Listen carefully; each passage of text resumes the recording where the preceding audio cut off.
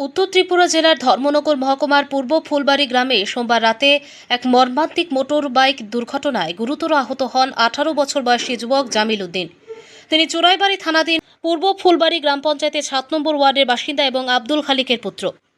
জানা যায় সোমবার রাত প্রায় 9টা নাগাদ TR05F 9809 নম্বরের মোটর বাইক নিয়ে যাওয়ার সময় তিনি দুর্ঘটনার কবলে পড়েন।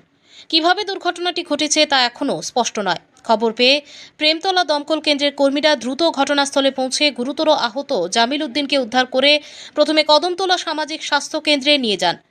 সেখানে প্রাথমিক চিকিৎসার পর তার অবস্থার অবনতি হওয়ায় তাকে ধর্মনগর জেলা হাসপাতালে স্থানান্তর করা হয়।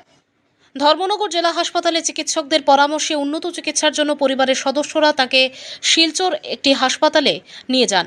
পারিবারিক সূত্রে জানা গেছে বর্তমানে তার অবস্থা আশঙ্কাজনক। এদিকে দুর্ঘটনার খবর পেয়ে চুরাইবাড়ি থানার পুলিশ ঘটনাস্থলে পৌঁছে তদন্ত শুরু করেছে।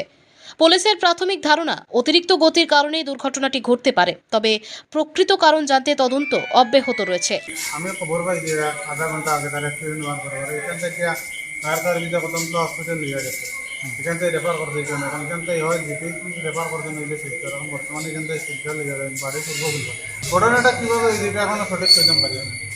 তার নাম জানি বাড়ি পূর্ব বলবো।